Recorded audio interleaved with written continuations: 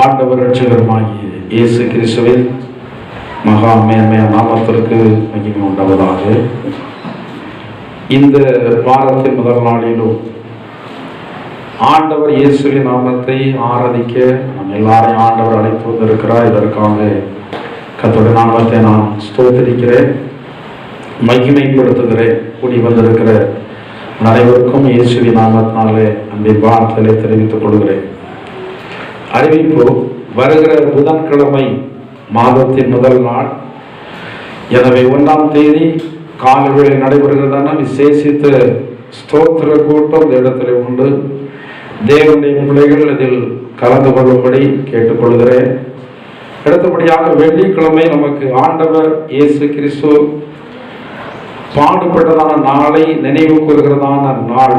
அந்த நாளிலே நமக்கு இந்த இடத்துல வழக்கமாய் நடைபெறுகிறதான இயேசு கிறிஸ்துவனுடைய பாடுகளை தியானிக்கிறதான தியான கூட்டம் வழக்கமாக நடைபெறுகிறதானபடி காலை 10 மணி அளவிலே இந்த இடத்துல நடைபெறும். அப்புறமாக ஆண்டவர் இயேசு கிறிஸ்துவனுடைய உயிர்த்தெழுதலின் நினைவு கூறுதலுடைய ஆராதனை ஞாயிற்றுக்கிழமை வழக்கமாக நடைபெறுகிறதான சண்டே சர்வீஸில் நடைபெறும். இதில் எல்லா தேவனுடைய பிள்ளைகளும் கலந்து கொள்ளும்படி உங்களை அன்புடன் கேட்டுக்கொள்கிறேன். கர்த்தர் தாமே இந்த ஆலோசனைகளை உங்களுக்கு ஆசீர்வாதமாக மாற்றி தருவாராக. கர்த்தருடைய வார்த்தைக்கு நேராக நம்முடைய சிந்தையை திருப்ப வாசிப்போம். மத்தேயு எழுதின சுவிசேஷம் 21வது அதிகாரம் 4வது 5வது வசனத்தை வாசிப்போம். இதோ உன் ராஜா சாந்த குணமுள்ளவராய் கழுதையின் மேலும் கழுதை குட்டியாகிய மரியின் மேலும் ஏறிக்கொண்டு உன்னிடத்தில் வருகிறார் என்று சீயோன் குமாரத்திற்கு சொல்லுங்கள் என்று தீர்க்கதரிசியினால் உரைக்கப்பட்டது நிறைவேறும்படி இதையெல்லாம் நடந்தது. கர்த்தருடைய நாமத்திற்கு மகிமை உண்டாவதாக. இந்த ஞாயிற்றுக்கிழமை இயேசு கிறிஸ்துவனுடைய உயிர்த்தெழுதலுக்கு முந்தின ஞாயிறு. ஆண்டவர் இயேசு பவனியாக எருசலேமுக்கு கழுதை குட்டியாகிய மரியின் மேல் ஏறி போனதான ஒரு நிகழ்வை நினைவு கூறுகிறதான ஒரு நாள். ஆண்டவர் இந்த பூமியிலே அநேக விதமான விலங்குகளை எல்லாம் உண்டாக்கி இருக்கிறார். வீட்டு விலங்கு, காட்டு விலங்கு என்று சொல்லி அநேக விதமான விலங்குகளை உண்டாக்கி இருக்கிறார். இந்த வீட்டு விலங்குகள் என்னதான அந்த விலங்குகளிலே அநேக விதமான விலங்குகள் இருக்கிறது. இதிலே கழுதையும் வீட்டிலே வளர்க்கப்படுகிறதான ஒரு விலங்கு. வேதாகமத்திலே கழுதையை குறித்து சொல்லி இருக்கும் போது ஒரே இனத்துல பலவிதமான அந்த பெயரை குறித்து சொல்லப்பட்டிருக்கிறது. எத்தனை விதமான கழுதை இருக்கிறது யாருக்கு தெரியும்? வேதாகமத்துல எத்தனை? 9 3 வேற எத்தனை விதமான கழுதை இருக்கிறது? சும்மா சொல்லுங்க, எத்தனை விதமான கழுதை விதங்களிலே வேதத்தில் சொல்லப்பட்டிருக்கிறது? எத்தனை விதமான கழுதை வேதாகமத்திலே சொல்லப்பட்டிருக்கிறது? சொல்லுங்க. எத்தனைன்னு கேட்க, அதுக்கு பிறகு வந்து எதுவும் சொல்லலாம். எத்தனை? கொஞ்சம் வேதாகமத்தை படிங்க, கொஞ்சம் தியானம் பண்ணுங்க. வேதாகமத்தில் 5 விதமான கழுதைகளை குறித்து சொல்லப்பட்டிருக்கிறது. ஒன்று வந்து கோழிகை கழுதை என்று சொல்லி சொல்லப்பட்டிருக்கிறது. ஆதியாகமம் 49வது அதிகாரம் 11வது வசனத்தில் சொல்லப்பட்டிருக்கிறது கோழிகை கழுதை. அது ஒரு விதமான கழுதை. அடுத்தபடியாக நியாயாதிபதிகளுடைய புத்தகத்தில், அதற்கு முன்னாடி ஆதியாகமம் 36:24 நீங்கள் வாசித்து பார்க்கும்போது கோவேறு கழுதை. முதல்ல சொன்னது கோழிகை கழுதை ஆதியாகமம் 49:11, ஆதியாகமம் 36:24 கோவேறு கழுதை, நியாயாதிபதிகள் 5:10 வெள்ளை கழுதை. அடுத்தபடியாக எரேமியாவுடைய புத்தகத்தில் காட்டு கழுதை, மத்தேயுல சாதாரண வீட்டு கழுதை குறித்து சொல்லப்பட்டிருக்கிறது. எத்தனை விதமான கழுதை? 5 விதமான கழுதை. இந்த கழுதை ஒரு கவர்ச்சியான ஒரு விலங்கு இல்லை. குதிரையை பார்க்கும்போது ரொம்ப கவர்ச்சியாக இருக்கும். குதிரையை பார்ப்பதற்கு எல்லாரும் விரும்புவாங்க, குதிரையை வளர்ப்பதற்கு எல்லாரும் விரும்புவாங்க. ஆனா கழுதையை எல்லாரும் வளர்ப்பதற்கு விரும்புகிறது இல்லை. கழுதையை வளர்க்கிறதற்கு விரும்புகிறவர்கள் யார் என்றால் வியாபாரம் செய்யறவங்க, இந்த பொதிகளை சுமப்பதற்கு இப்படிப்பட்டதான காரியங்களுக்காக தான் கழுதையை வளர்ப்பார்கள். ஆனால் குதிரை மனிதர்களுடைய ஸ்டேட்டஸை பறைசாற்றுவதற்காக வளர்க்கப்படுகிறது. இந்த குதிரையை வைத்திருப்பதை குறித்து நிறைய ஜனங்கள் அதை மேன்மையாக என்ன செய்யறாங்க, இன்றைக்கு எண்ணுகிறார்கள், அன்றைக்கு எண்ணுகிறார்கள். வேதாகமத்தில் அநேக விதமான ராஜாக்களை குறித்து பார்க்கிறோம்.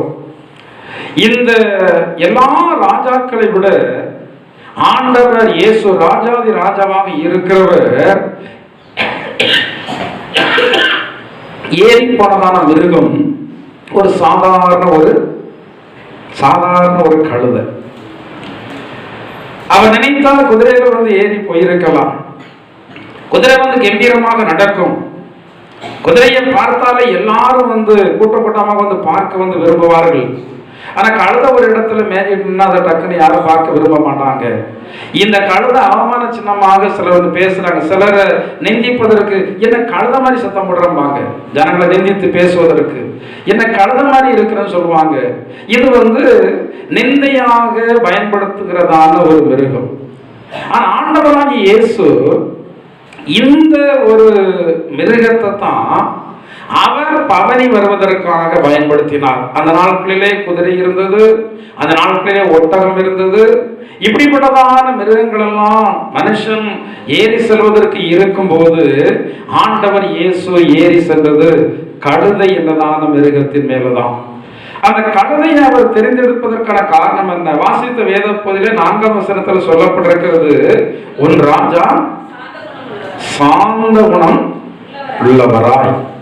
இந்த கழுதையினுடைய குணத்துல ஒண்ணு, அது மிக எப்படி இருக்கும், அப்படி எட்டிலாம் பார்க்காது. அது சாதுவாக நடக்கும், சாதுவாகத்தான் பார்க்கும். ஆனா குதிரை அப்படி அல்ல. குதிரைக்கு கடிவாளம் போடாம நடத்தவே முடியாது. ஆனா எந்த கழுதைக்கு கடிவாளம் போட வேண்டும் என்றதன் அவசியமே இல்லை. இந்த கழுதை எஜமான் விரும்புகிறபடி விரும்புகிற இடத்திற்கு இந்த கழுதை என்ன செய்யும், போகும். எஜமானுடைய விருப்பத்தை நிறைவேற்றக்கூடியது கழுதை. எனவேதான் ஆண்டவராகிய தேவன் அவர் சாந்த குணம் உள்ளவர் என்பதற்கு அடையாளமாக இந்த சாந்த குணம் உள்ளதான அந்த கழுதை குட்டியை அவர் தெரிந்தெடுத்தார். இந்த கழுதை இருந்த இடத்தை குறித்து சொல்லப்பட்டிருக்கிறது. நீங்க மார்க் சுவிசேஷம் 11ஆம் அதிகாரம் 4ஆவது வசனத்தில் நீங்கள் வாசித்து பார்க்கும்போது, வெளியே இரு வழி சந்தியில் ஒரு வாசல் அருகே கட்டியிருந்த அந்த குட்டியை கண்டு அதை அவிழ்த்தார்கள். அது எங்க இருந்தனா இரு வழி சந்தி. வழி 2 இருக்கிறது. ஒன்று நித்திய வழி, ஒன்று அடுத்தாற் போல மரண வழி. இன்னொன்று ஜீவ வழி, மரண வழி. குறுகலான வழி, விசாலமான வழி. 2 வழிதான் இருக்கிறது. ஒரு வழி நித்திய ஜீவனுக்கு கடந்து போகும், இன்னொரு வழி நரகத்திற்கு கடந்து போகும். இந்த நரக வழியில கடந்து போவதற்கு எந்த கட்டுப்பாடும் கிடையாது. ஆனால் பரலோக வழி, நித்திய வழியில கடந்து போவதற்கு நிறைய வரைமுறைகள் உண்டு, கட்டுப்பாடுகள் உண்டு. இந்த கழுதை வீட்டுல வளர்க்கிறதான கழுதை. ஆனா காட்டு கழுதையை குறித்து வேதத்துல சொல்லப்பட்டிருக்கிறது. காட்டுக்கழுதையுடைய சுபாவம் என்னவென்றால் அது தன் இச்சையின் மத வெறியிலே, வாசிங்க எரேமியாவுடைய புத்தகம் 2ஆம் அதிகாரம் 24ஆவது வசனத்தை வாசிங்க. எரேமியா 2ஆம் வாசிங்க. வனாந்தரத்திலே பழகினதும் தன் இச்சையின் மத வெறியிலே காற்றை உட்கொள்கிறதுமான காட்டு கழுதை. இந்த வீட்டு கழுதை சாந்த குணம்லதான் இருக்கிறது. இந்த வீட்டு கழுதை மனிதர்களுக்கு பயன்படுகிறதாக இருக்கிறது. ஆனா அந்த காட்டு கழுதையை குறித்து சொல்லப்பட்டிருக்கிறது, இது எங்க இருக்கும், இது வனாந்தரத்துல தான் இருக்கும். செழிப்பான இடம் இதற்கு தேவையில்லை. ஏன்னா இது புல்ல சாப்பிடுகிறது இல்ல, அங்க சொல்லப்பட்டிருக்கிறது என்னத்தை உட்கொள்கிறதா? காற்றை தான் அது உட்கொள்கிறது. அடுத்தாது போல தன் இச்சையில் மத வெறி. கிறிஸ்தவ மதத்தை குறித்ததான வெறி இருக்கும், ஆனா கிறிஸ்தவத்தை குறித்ததான பக்தி வைராக்கி இருக்காது. இன்னைக்கு கிறிஸ்தவ மார்க்கத்துல வீட்டு கழுதையும் இருக்கு, காட்டு கழுதையும் இருக்கிறது. காட்டு கழுதையாகிய விசுவாசிகள் ஆண்டு விரும்புகிறது இல்லை. இந்த காட்டு கழுதைக்கு உள்ள ஆண்டவர் இயேசு இருப்பதே இல்லை. ஆனால் அந்த வீட்டு கழுதைக்குள்ளதான் ஆண்டவர் இயேசு இருக்கிறார். இரண்டு வழி. இந்த இரண்டு வழியிலே இருக்கிறதான கழுதைய ஆண்டவர் ஒரு வழியிலே கொண்டு வருவதற்கு தான் அதை கட்டு அவிழ்க்க சொல்லுகிறார். எதற்காக கட்டவிழ்க்க சொல்லுகிறார்? இது எனக்கு வேணும். இயேசு இந்த கழுதையை கேட்கிறார் என்று சொல்லி கட்டவிழ்த்து வாருங்கள் என்று சொல்லி சொன்னவர் இந்த கழுதையை அழைத்து வந்ததற்கு பிறகு அதை வெறுமையாக விடல. இந்த கழுதையின் மீது ஆண்டவர் இயேசு என்ன செய்தார்? அமர்ந்தார். நம்மளாம் யார் தான்? நம்மளாம் யாரு சொல்லுங்க. கழுதைன்னு சொன்னா நம்ம யாரும் என்ன செய்யக்கூடாது? கஷ்டப்படக்கூடாது. கழுதைன்னு சொன்னா அவன் கழுதை தான். யார் ஏறுகிறதான கழுதை? ஏசப்பா ஏறுகிறதான கழுதை. அவர் என் மீது ஏறி இருக்கிறபடினாலதான் எனக்கு அவருக்கு கிடைக்கிறதான கனம் எனக்கு என்ன கிடைத்திருக்கிறது. பாருங்கள், அந்த இடத்துல எவ்வளவோ கழுதைகள், எத்தனையோ மீன்கள்ல கழுதை இருந்தது. ஆனால் ஆண்டவர் எந்த கழுதையை அவிழ்த்து விட்டு வர சொன்னாரோ அந்த கழுதைக்கு மட்டும்தான் மதிப்பு கிடைக்கிறது. அந்த கழுதைக்கு மட்டும்தான் மேன்மை, மரியாதை எல்லாமே கிடைக்கிறது. இந்த பூமியில எத்தனையோ ஜனங்கள் இருக்கிறாங்க, நம்முடைய உறவுகள் எத்தனையோ பேர் இருக்கிறாங்க. ஆனால் ஆண்டவர் இயேசு நமக்கு தான் அந்த கனத்தை தந்திருக்கிறார், நமக்கு தான் அந்த மதிப்பை தந்திருக்கிறார். அதைத்தான் வேதத்தில் சொல்லப்பட்டிருக்கிறது, கர்த்தரால் ரட்சிக்கப்பட்ட ஜனமே உனக்கு நிகரான. அது என்ன உனக்கு நிகரான ஜனம்? நம்ம இருதயத்தில் அப்படி இருக்கிறது எப்போது இருக்கணும். எனக்கு நிகரான ஜனம் இந்த பூமியில யாருமே இல்லை. நான் யாரு? நான் யாரு? யாரு சொல்லுங்க. நான் யாரு? ஸ்ட்ராங்கா சொல்லுங்க. நான் இயேசுவின் பிள்ளை, எனக்கு பயமே. நான் இயேசுவின் பிள்ளை, பயமே இல்லை, என்னாலும் சந்தோஷமே.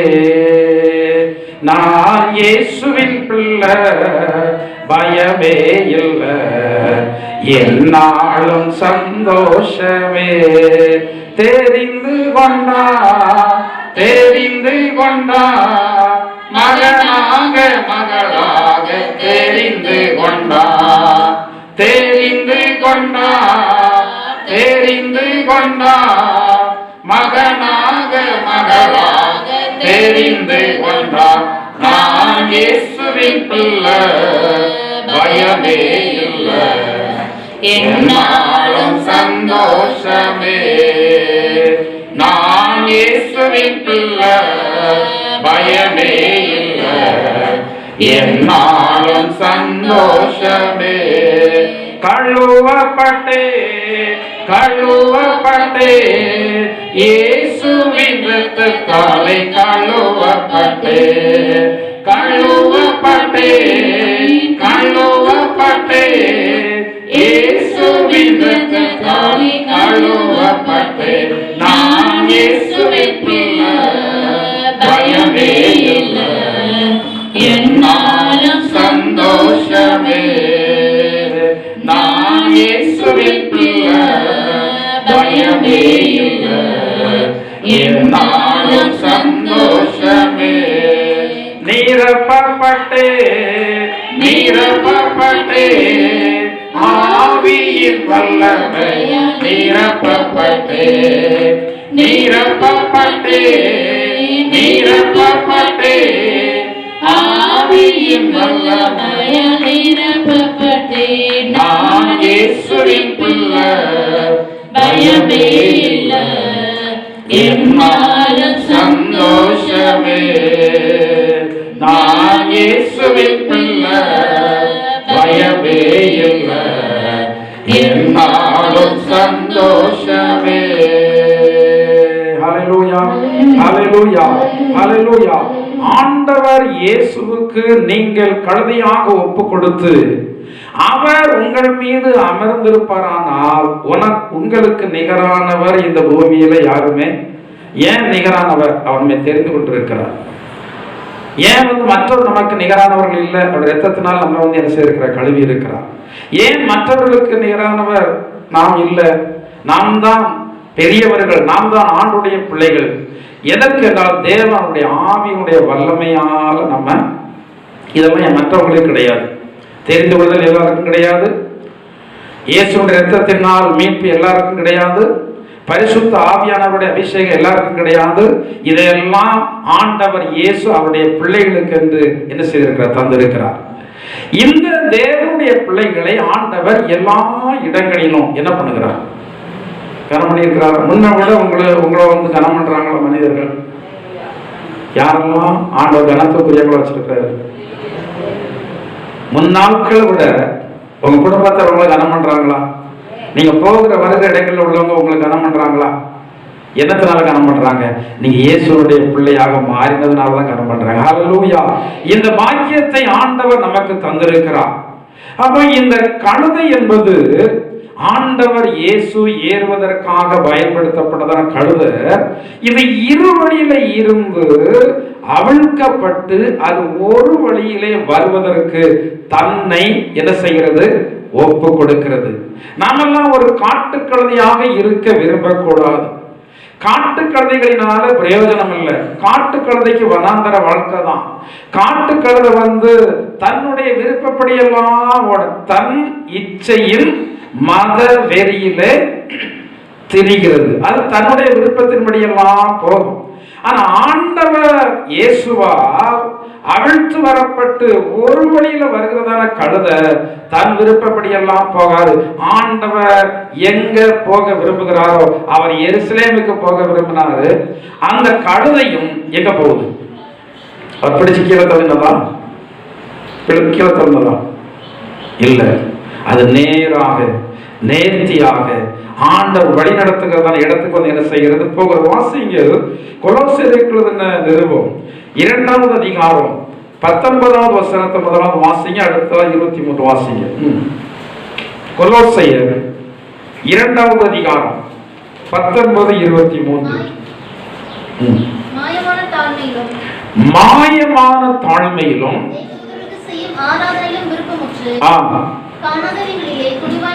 23 வசனம் வாசிங்க.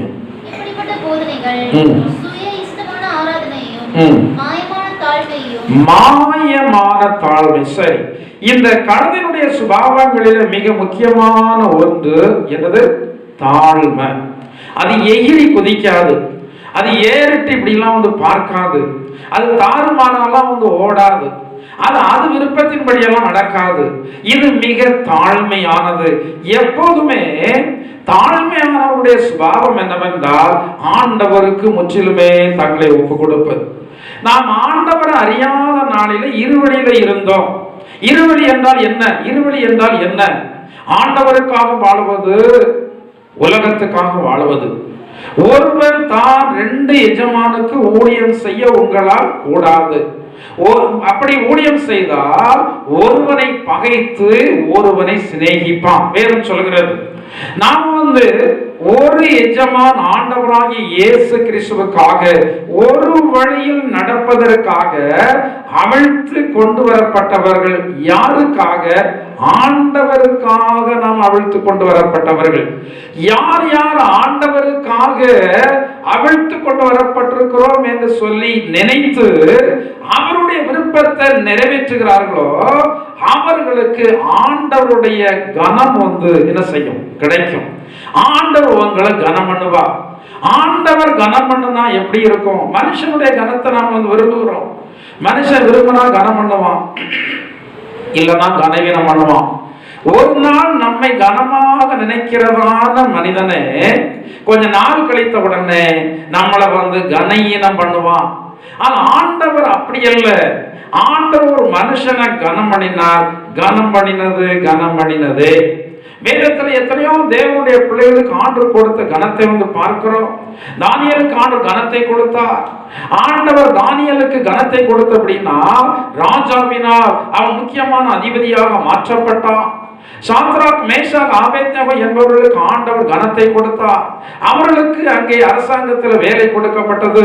மொர்தெகாய்க்கு ஆண்டவர் கனத்தை கொடுத்தார். அவன் எல்லாரை விட மேன்மையானவனும் ராஜாவிற்கு அடுத்த ஸ்தானத்திலும்.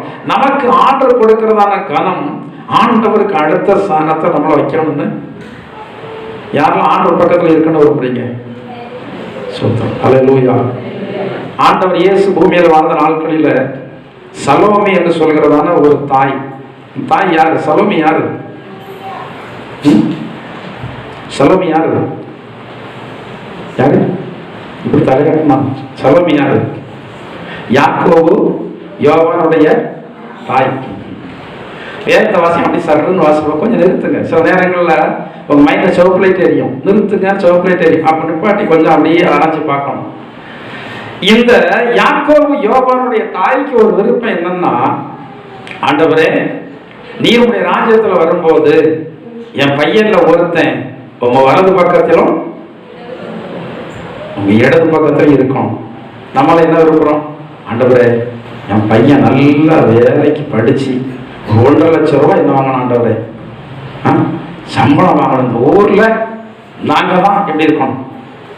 நீங்க நினைக்கணும், இந்த ஊர்ல நான் தான் மேன்மையான சுபாவத்தை உடையவனா இருக்கணும், இந்த ஊர்ல நான் தான் சரியான தேவனுடைய பிள்ளை இருக்கணும் நினைக்க இந்த உயர்வெல்லாம் ஆண்டு தன்னால கொண்டு வந்துடுவார். உங்க பிள்ளை நாளைக்கு வந்து ஆண்டுடைய ஊழியத்தை செய்யணும் நீங்க விரும்புங்க. ஊழியத்திற்காக பயன்படணும்னு விரும்புங்க. நீங்க எத்தனையோ குடும்பங்களில் பிள்ளைகள் எல்லாம் படிக்கும் போதே ஊழியத்தில் வந்து பயன்படுறாங்க, படிக்கும் போதே ஊழியத்தில் வந்து பயன்படுத்துறாங்க, படிக்கும் போதே ஊழியத்துக்கு போகணும் வந்து சொல்றாங்க. ஊழியத்திற்கு போகணும்னு சொன்ன உடனே இந்த பிள்ளைகள் அப்படியே வேலை செய்யாம போய் நினைக்கிறாங்க. ஆனா யார் யார் எல்லாம் ஊழியங்களில் பயனாக இருந்தார்களோ அவர்கள் எல்லாரையும் ஆண்டு ஆசீர்வதித்து வைத்திருக்கு. ஏனென்றால் வேதம் சொல்கிறது, ஒருவன் எனக்கு ஊழியம் செய்வானால் அவனை பாசு கனம் பண்றாரோ கனம் பண்ணல அதை விடுங்க, விசுவாசிகள் கனம் பண்றாங்களோ கனம் பண்ணல அதை விட்டுருங்க. யார் கனம் பண்ணணும்? யார் கனம் பண்ணணும்? ஆண்டவர் உங்களுக்கு கனமா வச்சிருக்கிறாரா? வச்சிருக்கிறாரா? மனுஷன் கனம் பண்ணினாலும் பரவாயில்லை, அவன் கனையினம் பண்ணினாலும் பரவாயில்லை. ஆண்டவர் என்ன கனம் பண்ணுனா ஆண்டவர் அவருக்கு அடுத்த ஸ்தானத்துல நம்மள வந்து என்ன செய்வார்? வைப்பார். அப்ப அந்த தாய்க்கு நல்ல விருப்பம், என்னுடைய பையன்ல 2 பேரும் ஒருத்தன் வலது பக்கத்துல இடது பக்கத்துல இருக்கணும் என்று சொல்றதான விருப்பம். அந்த விருப்பம் இன்றைக்கு நம்ம அநேகருக்கு வந்து இல்லை. ஏனென்றால் ஆண்டுடைய பிள்ளைகளாகிய நாம் இந்த உலகத்திற்காக உலகத்தை பிரியப்படுத்த வேண்டும் என்பதற்காகவே வாழ்கிறோம். ஒரு வழியில வரணும், 2 வழிகளில நடக்கிற திரியா வரக்க ஒண்ணுமே அவனுக்கு வராது. எல்லா வரும் திரிஞ்சு போயிரும். பால் திரிந்தது போல எல்லாமே தெரிஞ்சு போயிரும், ஒன்றும் வராது. ஒரு வழியில நடக்கணும். அந்த வழி நித்திய வழி, அந்த வழி இயேசுவின் வழி, அந்த வழி எருசலேமுக்கு போகிறதான வழி, அந்த வழி இயேசுவோடு கூட நடக்கிறதான அந்த வழி. இந்த கழுதையின் பேர்ல ஆண்டவர் அன்புள்ளவராக இருந்தபடினா அவர் குறிப்பாக சொல்லுகிறார், இந்த இடத்துல போங்க, இந்த இடத்துல 2 வழி சந்தியில கட்டப்பட்டிருக்கிறதான கழுதையை அவிழ்த்து கொண்டு வாருங்கள். நாம் எல்லாம் ஒரு நாள் 2 வழியில தான் இருந்தோம். நமக்கு தெரியல எது தெய்வம் என்று சொல்லி தெரியல. இயேசு தெய்வமா மற்றவர்கள் சொல்லுகிற தெய்வமா வந்து தெரியல. பரலோகம் உண்டா நரகம் உண்டா தெரியல. எல்லாம் 2 வழியில வந்து இருந்தோம், சந்தேக கண்ணோட்டத்தோட இருந்து வாழ்ந்தோம். ஆனா இப்போது நமக்கு என்ன இருக்கிறது? நம்பிக்கை இருக்கிறது. அந்த நம்பிக்கை ஒரே நம்பிக்கை. எபேசியரில் சொல்லப்பட்டிருக்கிறது அல்லவா, நாம் எல்லாம் ஒரே நம்பிக்கைக்கு அழைக்கப்பட்டிருக்கிறோம். அந்த ஒரே நம்பிக்கை ஒரே தேவன், அந்த ஒரே நம்பிக்கை பரலோக ராஜ்யம், அந்த ஒரே நம்பிக்கை ஆண்டவரோடு இருக்கிறதுன பாக்கியம். இந்த ஒரே நம்பிக்கைக்கு அழைக்கப்பட்டிருக்கிறபடினால நாம் அந்த ஒரே வழியில நாம் வந்து என்ன செய்யணும்? ஆண்டவருக்காக ஒரு பக்தி வைராக்கியமாக வந்து நடக்கணும். ஆண்டவர் மேல நம்ம அன்பு கூர்ந்து நம்ம ஆண்டவரை தேடணும். ஆண்டவர் மீது அன்பு கூர்ந்து நம்ம ஆண்டவருக்காக வந்து வாழணும். அப்படி இருந்தால் ஆண்டவர் நம்மை ரொம்ப நேசித்து நடத்துவார். ஆண்டவர் உங்களை நேசித்து நடத்துகிறத உங்களால் அறிய முடிகிறதா? யார் ஆண்டவருடைய அன்பை அதிகமாக அறிவார்கள் என்றால் அதிக துன்பத்தினுடைய கடந்து சென்றவர்கள், அதிக கண்ணீருக்குள்ள வந்து வாழ்ந்தவர்கள் மட்டும்தான் தேவனுடைய அன்பு என்றால் என்ன என்பதை அறிய முடியும். உங்களுடைய வாழ்க்கையிலே உபத்திரம் வராவிட்டால், உங்களுடைய வாழ்க்கையிலே போராட்டம் இல்லாவிட்டால் ஆண்டவருடைய அன்பையும் ஆண்டவருடைய வல்லமையையும் உங்களால் அறிய முடியாமலே போயிடும். இன்னைக்கு அநேக கிறிஸ்தவர்களுக்கு ஆண்டுடைய வல்லமையை குறித்ததான அறிவு தெரியவில்லை, ஆண்டுடைய அன்பை குறித்து தெரியவில்லை. எனவேதான் இவர்கள் எப்போது சங்கடத்தோடே அலைகிறாங்க. ஆண்டு சொல்றாரு, நான் உங்களுடைய காரியங்களை எல்லாவற்றையும் பார்த்துக் கொள்ளுவேன். ஆபிரகாம் சொன்னார் அல்லவா? யார் பார்த்துக் கொள்வார்? ஆண்டவர் பார்த்துக் கொள்ளுவார் என்று சொல்கிறதான ஜனங்கள் நீங்கள் யாராக இருந்தாலும் சரி, வெறுமையாக ஆண்டவர் பார்த்துக் கொள்வார் என்று சொல்லி சொல்லாமல் ஆண்டவர் என்ன சொன்னாரோ அதை செய்ய வேண்டும். இன்னைக்கு அநேக ஜனங்கள் இவர்கள் விரும்பினதை செய்துட்டு அவர்கள் வாயில சொல்கிறதான வார்த்தை என்னவென்றால், எல்லா காரியங்களும் ஆண்டவர் நேர்த்தியாக செய்வார், எல்லா காரியம் ஆண்டவர் பார்த்துக் கொள்வார் என்றால் ஆண்டவர் பார்க்க மாட்டார். ஆபிரகாம் ஆண்டவர் சொன்ன வார்த்தையை நிறைவேற்றும்படியாக, அது கடினமான காரியமாக இருந்தால், அது பெரிய காரியமாக இருந்தாலும் இந்த ஆபிரகாம் அதை நிறைவேற்றும்படியாக அவன் தீவிரமாய் கடந்து போகிறான். அவன் தாமதிக்கவில்லை, அவன் ஆண்டவரிடத்தில் சாக்கு போக்கு சொல்லவில்லை, அவன் ஆண்டவரிடத்தில் கொஞ்சம் டைம் கேட்கவில்லை. ஆண்டவரை கொஞ்சம் பொறுங்க, இத்தனை வருஷம் ஆகட்டும், இத்தனை நாள் ஆகட்டும், இத்தனை மாதம் ஆகட்டும் என்று சொல்லி சொல்லவில்லை. ஆண்டவர் சொன்ன மாத்திரத்தில் இவன் யாரிடத்திலே ஆலோசனை கேட்கவில்லை, யாரிடத்திலே கன்சல்ட் பண்ணவில்லை. இவன் உடனே வந்து ஆண்டவர் சொன்ன வார்த்தையை நிறைவேற்றும்படியாக என்ன செய்யறான்? ஆண்டவர் ஆபிரகாம் சொன்ன வார்த்தை ஆபிரகாமுடைய மகனுக்கு கூட, மனைவிக்கு கூட, வேலைக்காரனுக்கு கூட, ஆபிரகாம் எலியேசர் என்பதான வேலைக்காரனை ரொம்ப மேன்மையாக எண்ணி வைத்திருந்தான். ஆனா எலியேசர் கூட ஈசாக்குடைய திருமண காரியத்தை ஒப்பு கொடுத்தான். யார்கிட்ட? எலியேசர்ட்ட, என் மகனுக்கு நீதான் வந்து பெண் பார்த்துட்டு வரணும்னு சொல்லி ஒப்பு கொடுத்தான். அப்ப இந்த எலியேசர் இந்த ஆபிரகாமுடைய பார்வையில எவ்வளவு ஒரு கனத்திற்குரிய மனிதனாக இருந்திருப்பான்னு சொல்லி நினைத்துக் கொள்ளுங்கள். இன்றைக்கு அப்படிலாம் வேலைக்காரங்க கிடைக்காது. அப்படிலாம் வேலைக்காரங்க இருக்காங்களா? ஆனா எலியேசர் மாதிரி ஒரு வேலைக்காரங்க கிடைக்கவே கிடையாது. அப்படி யாராவது ஒரு எஜமானுக்கு கிடைத்தால் அவர்கள் மிக மிக கொடுத்து வைத்தவர்கள்.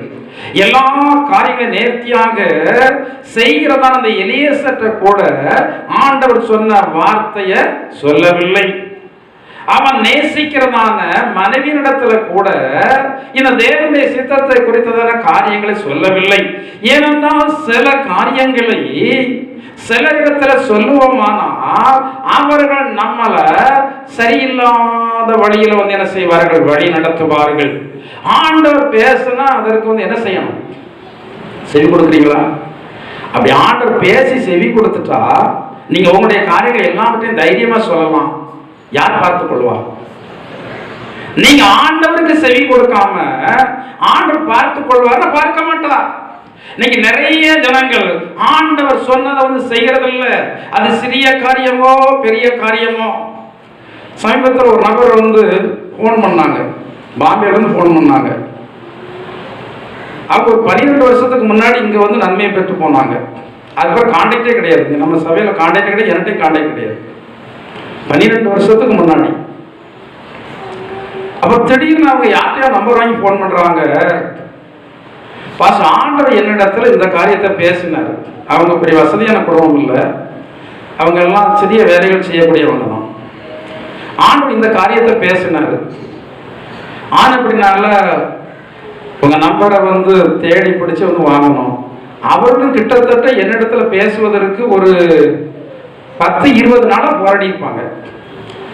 எப்படின்னா அவங்க போன் பண்ற நேரத்தில் எனக்கு எடுக்கிறதுக்கு வந்து வாய்ப்பு கிடைக்காது. அவங்க விடாம அடிச்சுட்டே இருக்காங்க. அப்போ நான் நினைச்சேன் அவங்க தவறுதலாக அடிக்கிறாங்க போல இருக்கு. ஏன்னா அவங்க நம்பர் என்கிட்ட பதிவில் அப்போ உள்ளது. என்கிட்ட பொதுவாக வந்து 25 வருஷத்துக்கு முன்னாடி உள்ள நம்பர் இருக்கும், தேவையில்லாம உள்ள நம்பர் கூட இருக்கும். பார்த்தேன் அவங்க நம்பரு. இவங்க மறுபடியும் அடிச்சுட்டு இருக்காங்க. நான் அவர்களுக்கு கால் பண்ணா கால் போக நான் பேசினேன் எனக்கு கேட்காது, நான் பேசினேன் அவங்களுக்கு. ஒரு 20 நாள் இதே போராட்டம் தான். எப்படியும் பேசிடலாம் அப்படின்னு சொன்னா பேச முடியல. ஒரு நாள் 10:30 மணி இருக்கும்னு நினைக்கிறேன், 10:30 மணியோ 11 மணிக்கோ அவங்க மாற்றி மாற்றி கால் பண்ணுறாங்க. ஆனால் நான் எடுத்த சவுண்டு கேட்காது. கடைசியில் 5-6 நேரம் அவங்க கால் பண்ணிட்டு கடைசியில் 2வது லைன் கிடைச்சது. பேசுனா அவங்க சொல்கிறாங்க, பாச என்னிடத்துல ஆண்டவர் ஒரு காரியத்தை சொன்னார். எத்தனை வருஷத்துக்கு முன்னாடி? 12 வருஷத்துக்கு முன்னாடி. ஆண்டவர் சில காரியங்களை எப்படி ஞாபகத்தில் வச்சிருக்காரு பாருங்க. இது ஊழியக்காரனுக்கு மட்டும் உங்களுக்கும் தான். மனுஷன் மறந்துடுவான். யோசேப்பை யார் மறந்தா? சிறைச்சாலையில் இருந்து இவனோட கூட இருந்தவன் நினைச்சுதான் அவன் மறந்துட்டான். ஆனா யார் மறக்கல? யார் மறக்கல? ஆண்டவர் மறக்கல. சில பேர் நமக்கு அன்பானவங்க மறந்துடுவாங்க, ஆனா யாரும் மறக்க மாட்டான். ஆண்டவர் மறக்க மாட்டார். அப்ப அவங்களிடத்துல ஆண்டவர் பேசுறாராம், அவங்ககிட்ட ஆண்டவர் பேசுறாராம். ஜெபம் பண்ணிட்டு இருக்கிற நேரத்தில் ஆண்டவர்கிட்ட பேசுறாராம், நீ அங்க போய் வந்து சுகம் பெற்றுட்டு வந்திய பேசுறாரு ஆண்டவர். அந்த மாசம் எத்தனை நேரம் வந்து உன் மகளுக்காக வந்து ஜெபம் பண்ணியிருப்பார், எவ்வளவு பிரயாசப்பட்டிருப்பாரு, எவ்வளவு கண் விழித்திருப்பாரு. நீ அந்த பாஸ்டுக்கு ஏதாவது காணிக்க கொடுத்தியான்னு பேசினார் ஆண்டவர். அந்த பாஸ்டுக்கு எத்தனை வருஷத்துக்கு பிறகு? 12 வருஷத்துக்கு பிறகு. எனக்கு ஆச்சரியமாயிடுச்சு. என் ஊழிய நாட்களில் ஆண்டவர் இப்படி பேசுறேன் நான் இப்பதான் வந்து கேட்கிறேன், இத்தனை வருஷம் ஊழியத்துல. ஆமா, எனக்கு நம்பவே முடியல. ஆனா அவங்க சொல்றாங்க, நான் ஜெபம் பண்ணி கொண்டிருக்கும் போது ஆண்டவர் என்னிடத்துல இப்படி பேசுறாரு, எனவே நீங்க உங்க அக்கௌண்ட் நம்பரை கொடுங்க, உடனே பணம் கட்டாயம் என்ன செய்யணும், அனுப்பி வைக்கணும். நான் சொன்னேன், அவங்க நம்ம சபைக்கு வர்றது இல்லை, கான்டாக்ட் இல்லை. நான் சொன்னேன், அதெல்லாம் பிறகு பார்த்துக்கலாம். நான் அவங்க சொன்ன உடனே அக்கௌண்ட் நம்பர்லாம் அனுப்பி வைக்கல. எனக்கு ஒரு நம்பிக்கை உண்டு, நமக்குன்னு வருகிறது எப்படி நாங்கள் வரோம், அதுக்காக உடனே அக்கௌண்ட் நம்பர் நான் அனுப்பி வைக்கவும் இல்லை. அது ஆண்டவரா அவங்க இடத்துல பேசியிருந்தா கட்டாயம் வரும்.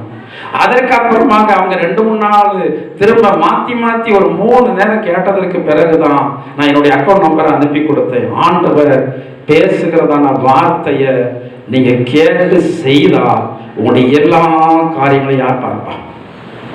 ஆபிரகாம் செய்தார். ஆண்டவருடைய சித்தத்தை அவர் நிறைவேற்றினார். ஆண்டவர் கேட்ட உடனே இவர் யாரிடத்திலுமே கேட்கல, அங்க போய் மனைவியிடத்துல கேட்கல. இப்படி ஆண்டவர் மகனை கேட்கிறாரே, கேட்கல. அவனுடைய உறவுகளிடத்துல போய் கேட்கல. அனுபவம் உள்ள வேலைக்காரனிடத்துல கேட்கல. இவன் அங்க அமர்ந்து யோசனை பண்ணல. ஆண்டவர் சொன்ன உடனே எந்த யோசனையும் பண்ணாமல் இவன் ஈசாக்க கூட்டிட்டு வந்து என்ன செய்யறான், போகிறான். இவன் ஏதோ நன்மையை பெறுவதற்கு போகிறது போல உற்சாகமாக ஒரு சில வேலைக்காரங்களை கூட கூட்டிட்டு வந்து என்ன செய்யறான், போறான். இதைத்தான் ஆண்டவர் வந்து விரும்புறாரு.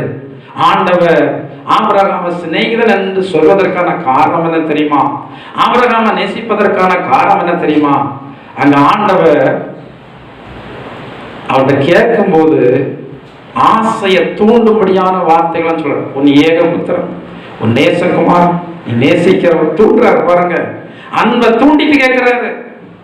சும்மா கேட்டாலே ஒரு மனுஷன் கொடுக்க மாட்டான் பிள்ளைய. ஆனா அந்த நேரத்துல அன்பை மறுபடி தூண்டுறாரு. உனக்கு இருக்கிற ஒரே புதல்வன், நீ நேசிக்கிறவன், நீ அவனை எனக்கு தான் என்று சொல்லி கேட்கிறாரு. இவன் ஆண்டவர் கொடுத்தாரு. நம்ம ஆண்டவருக்கு என்று சொல்லி கொடுத்தா ஆண்டவர் அவனை மரித்தோரிலும் இருந்து உயிரோடு எழுப்ப வல்லமையுள்ளவராக இருக்க நம்பிதான் போனான். அந்த நம்பிக்கை அவனை வெட்கப்படுத்தவே இல்லை. நீங்க தேவனுடைய வார்த்தைக்கு ஒப்பு கொடுத்து தேவ சித்தத்தை செய்துட்டு நீங்க இப்படி ஒரு வார்த்தையை நீங்க வந்து அறிக்கை செய்யுங்க.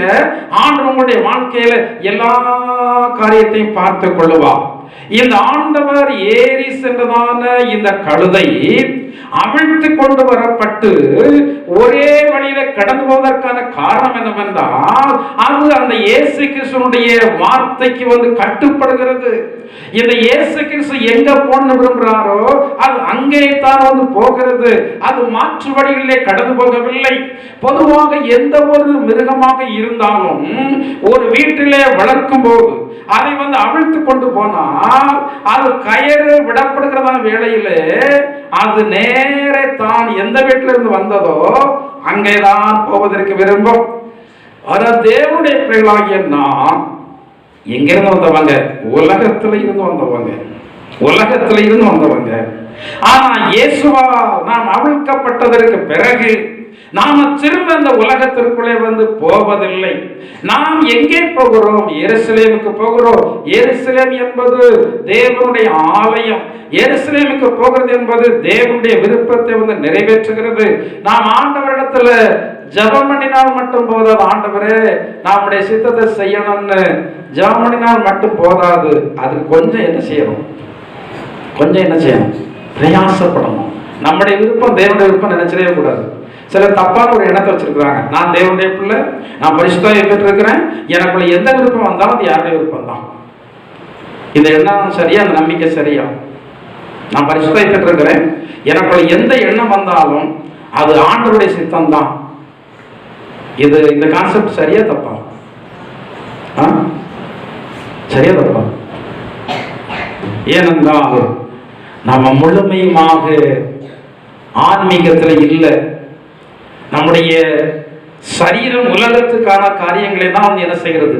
விரும்புகிறது. இந்த சரீரத்திற்கு உள்ளாகத்தான் என்ன இருக்கிறது? ஆத்மா இருக்கிறது. ஆனா இந்த ஆத்மா வந்து விரும்புகிறதான காரியம் என்ன தெரியுமா? பைபிளில் சொல்லப்பட்டிருக்கிறது, அழிவுக்குரிய அடிமைத்தனத்தில் இருந்து அது மீட்கப்பட்டு அழியாமையை சுதந்திரித்துக் கொள்வதற்காக விரும்புகிறது.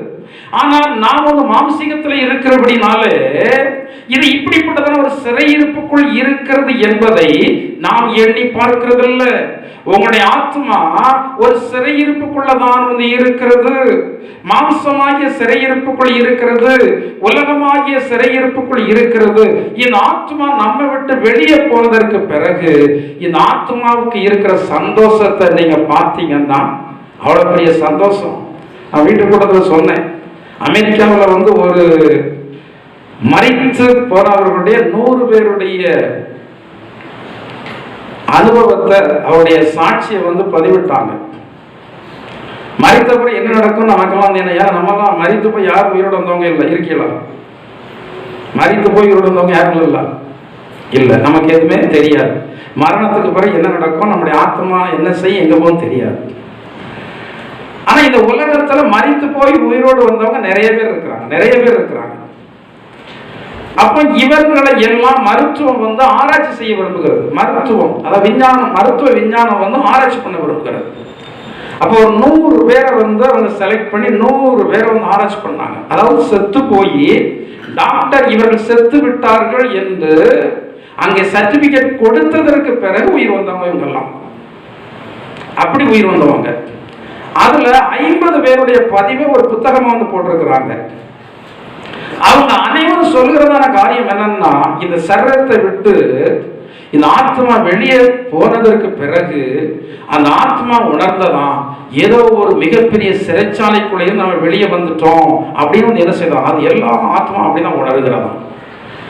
அப்படி சிறைச்சாலையில இருந்து வெளியே வந்தது போல ஒரு ஆத்மா உணரும் என்றால் திரும்ப அந்த ஆத்மா இந்த சிறைச்சாலையாகிய சரீரத்திற்குள்ள வர விரும்புமா? விரும்பாதா? விரும்பாது. ஆனா வெளியே வந்ததற்கு பிறகு சந்தோஷம் அவ்வளவு பெரிய மகிழ்ச்சியா இருக்கிறதாம். அது திரும்ப உள்ள வந்து ஆத்மாக்கள் சொல்றாங்க, அவ்வளவு சந்தோஷமாக இருக்கிறது. வெளியே வந்ததற்கு பிறகு உலகத்துல இருக்கிறதான எல்லா காரியங்களையும் இந்த ஆத்மா பார்க்கிறதாம். அமெரிக்காவில் இருக்கிற காரியத்தை பார்க்கிறதாம். இவர்களுடைய உறவினர்கள் எங்கெல்லாம் இருக்கிறாங்களோ அதெல்லாம் பார்க்கிறது. இங்க பக்கத்துல யாரெல்லாம் அழுறாங்க அதெல்லாம் பார்க்கிறது. ஆனா அது எதுவுமே உணர்வு இவர்களுக்கு வரமாட்டேங்கிறது. உணர்வுன்னு என்ன சொல்றது? நம்ம பொதுவா ஒருத்தங்க அழுதா நமக்கு என்ன வரும்? அழுக வரும். ஆனா அவங்க அழுறாங்களே அப்படி இருக்கிறதான உணர்வுலாம் இல்லை.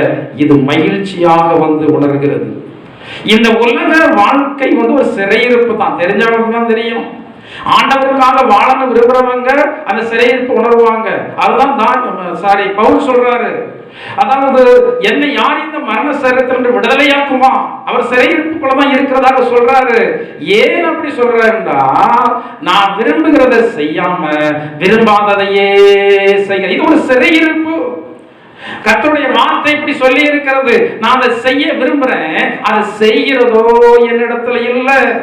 என்னுடைய மாம்சத்திற்கு விரோதமாக போராடுகிறதான இன்னொரு போராட்டத்தை நான் வந்து அங்கே காண்கிறேன். என்னுடைய ஆத்மாவுக்கு விரோதமாக பாவ பிரமாணம் என்னோடு என்ன செய்து கொண்டிருக்கிறது? போராடி கொண்டிருக்கிறது. அதே தான் வேதம் சொல்கிறது, மாம்சத்தோடு இரத்தத்தோடும் என்னது போராடுகிறது. அது என்ன? மாம்சத்தோடு இரத்தத்தோடு போராடுகிறது என்றால் என்ன? உங்களோடு போராடுவது, உங்க எண்ணத்தோடு போராடுவது, உங்க செயலோடு போராடுவது. ஆனா இந்த போராட்டத்தை யாரும் போராட விரும்புகிறது இல்லை. அப்படி போராடினா நீங்கள் ஜெயித்து ஜெயம் பெற்றவர்களாக இருப்பீர்கள். அன்றிலிருந்து இன்றைய வரைக்கும் நீங்கள் உங்களுடைய விருப்பத்தை தான் செய்து கொண்டிருக்கிறீர்கள். நீங்கள் இந்த மாம்சத்தோடு இரத்தத்தோடு போராடுவதற்கு உங்களுக்கு என்ன இல்லை? ஆர்வம் இல்லை, விருப்பம் இல்லை. மாறாக நீங்கள் இந்த மாம்சத்தோடு இரத்தத்தோடும் நீங்கள் தோல்வி கண்டுதான் இருக்கிறீர்கள். ஆன்மீக ஜீவியம் அநேகருக்குள்ள தோற்று போய்கொண்டே இருக்கிறது. நித்தமும் என்னதுதான்? நித்தம் என்னதுதான்? நாம நினைக்கிறோம் பிசாசோடு தான் போராடி வெற்றி பெறணும். அப்பதான் நமக்கு எங்க இடம்? பிசாசோடு போராடி ஜெயித்தா மட்டும் பரலோகம் இல்லை. எதோடையும் ஜெயிக்கணும். நீங்க உங்களோடு ஜெயிக்கணும். நீங்க உங்களோடு ஜெயிக்கிறதான காரியம் என்பது அது சாதாரண காரியம் இல்லை. அதற்கு யாருடைய கிருபை ரொம்ப வேணும்? யாருடைய கிருபை வேணும்? ஆண்டவருடைய கிருபை வேணும். நாம கிருபைக்கு கீழ்பட்டிருக்கிறபடினா அந்த மாம்சீகத்தினுடைய எண்ணங்கள் நம்ம மேற்கொள்ள முடியாது. ஒரு நபர் கிருபையை அதிகமாக பெற்றவருடைய அடையாளம் என்ன தெரியுமா? உலக பிரகாரமான ஆசீர்வாதம் அல்ல. நீங்க நிறைய பேர் நினைக்கிறது ஆண்டவரை தேடினப்புறம் வசதி ஆயிட்டு கிருபை. ஆனா அது கிருபையில ஒரு பகுதி தான். கிருபையினுடைய மேன்மை என்ன தெரியுமா? ஒரு மனுஷன் ஆண்டவருக்காக வாழுகிறதான வாழ்க்கையில அவன் நடந்து கொண்டிருக்கிறான் என்றால், ஆண்டவர் அவனை குறித்து சாட்சி கொடுக்கிறார் என்றால், அதுதான் கிருபையினுடைய மேன்மை. எனவேதான் வேதம் சொல்கிற கிருபைக்கு நீங்கள் கீழ்பட்டிருக்கிறபடினா பாவம் உங்களை மேற்கொள்ள மாட்டாது. அந்த மாம்சமும் இரத்தமும் உங்களை ஜெயிக்க முடியாது. நீங்கள் அந்த ஜெய வீரர்களாக இருந்தால்தான் ஆண்டவர் ஏறி செல்கிறதான கழுதையாக நீங்கள் இருக்க முடியும். நீங்கள் ஆண்டவர் ஏறி இருக்கிறதான கழுதையாக இருக்க விரும்புகிறீர்களா? இல்ல காட்டு கழுதையாக இருக்க விரும்புகிறீர்களா? இல்லைன்னா என்ன ஒரு கழுதையை சொல்லியிருக்கேன். இந்த கழுதை வெள்ளை கவர்ச்சியான கழுதை. பார்க்க எப்படி இருக்கு? வெள்ளை கழுதை எப்படி இருக்கும்? வெள்ளம்னாலே ஒரு கவர்ச்சி தானே. எல்லாரும் வெள்ளையாக அப்படிதானே. ஐயோ, வெள்ளையாகிறதுக்கு எவ்வளவு பணம் செலவு பண்ணப்படுது தெரியுமா? பூமியில கோடி கோடியான பணம் செலவு பண்ணப்படுது. வெள்ளையாவதற்கு நான் ஒரு ரகசியம் சொல்றேன். அது எங்கதான் இருக்கு? அது கழுதைக்குள்ளதான் இருக்கு. கழுதைக்குள்ளதான் இருக்கு. 1 லிட்டர் கழுதைப்பால் 7000 ரூபாய். எதுக்கு? இப்போ 1 லிட்டர் கழுதைப்பால் எவ்வளவு? நான் சும்மா ஜோக்குக்கு சொல்லணும், நான் பொய்க்கு சொல்லலை. கேரளாவில் பண்ண போட்டு வளர்க்குறாங்க. கிளியோபாத்ரா கேள்விப்பட்டிருக்கிறீங்களா? விவரங்களைக்கு ஒரு சங்கு 100 ரூபாயா? கிளியோபாத்ரா கேள்விப்பட்டிருக்கிறீங்களா? சிலருக்கு தெரியும். அவன் வந்து உலகலையும் பேர் வாங்கினவா. அவன் எதில் தான் குளிப்பானான்? கழுத பாலில் தான் குளிப்பான். அவன் கழுத பாலில் குளிப்பதற்கு என்று சொல்லியே அங்க கழுத பண்ண மாதிரி வைத்து இங்க பால் எடுத்து தான் குளிச்சான். அழகு பெறணும்னா கழுத பால் குடிச்சாலும் சரி குளிச்சாலும் சரி என்ன பண்ணலாம்? நான் சொல்றது விஞ்ஞானம் வந்து சொல்லுது. ஆனா இன்னைக்கு அழகு பெறுவதற்கு என்று சொல்லி, வெள்ளையாக மாறுவதற்கு என்று சொல்லி ஒரு டாக்டர் இடத்துல ஒரு பொண்ணு போச்சு. என்னன்னா மேலெல்லாம் ஒரே சொறி, இதெல்லாம் ஒரே சொறி.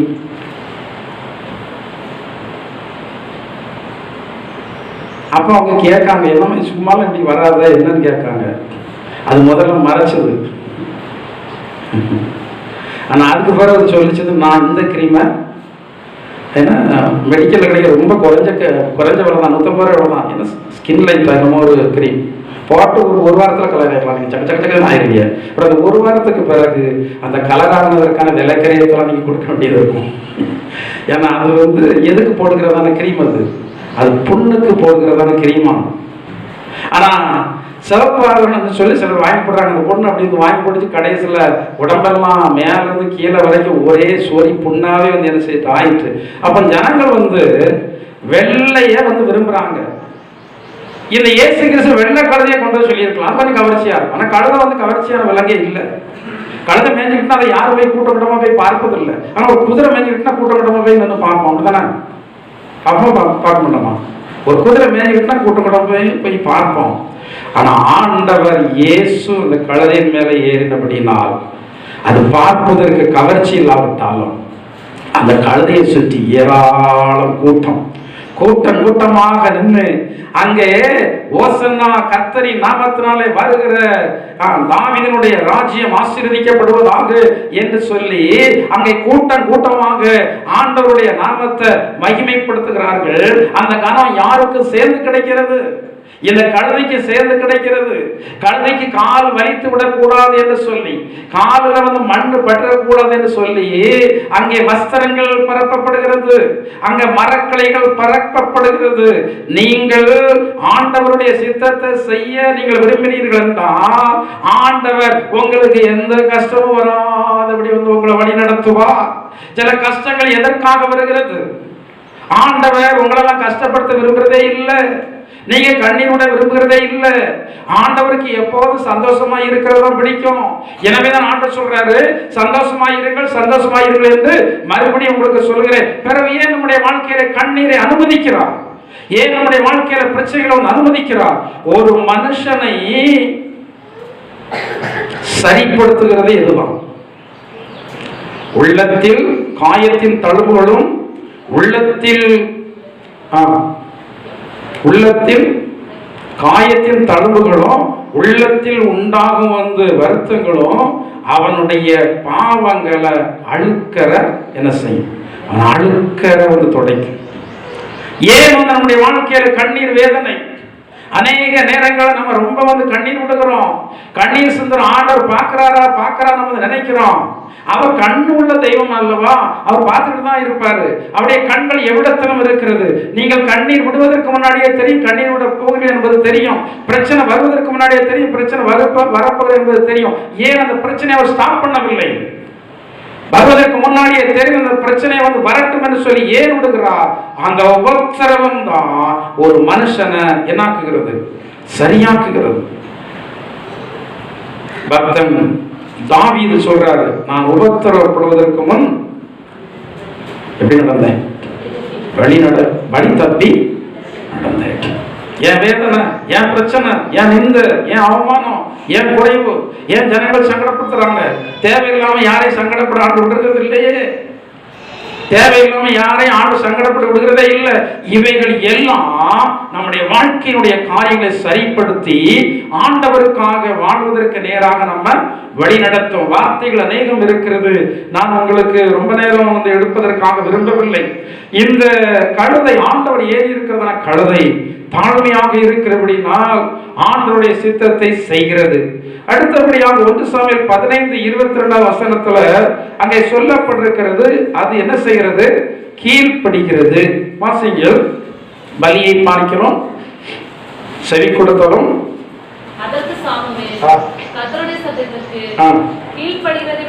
கர்த்தருடைய சத்தத்தை கீழ்ப்படுகிறதை பார்க்கலாம். சர்வாங்க தகன பலிகளும் கர்த்தருக்கு பிரியமாய் இருக்குமோ? பலியை பார்க்கல் கீழ்ப்படிதலும் ஆட்டுக்கடாக்களின் நினத்தை பார்க்கலும் செவி கொடுத்தலும் கீழ்ப்படிதல். முதல் பாவமே என்ன பாவம் தான்? கவனிக்கிறீங்களா? முதல் பாவமே என்னதான்? கீழ்ப்படியாம. அந்த ஆண்டுடைய வார்த்தை கீழ்ப்படிந்திருந்தா எவ்வளவோ நம்ம எப்படி இருந்திருப்போம்? அப்படிதானே? இன்னைக்கு உலகமெல்லாம் ஏதேன் தோட்டம் போலவே இருந்திருக்கும்.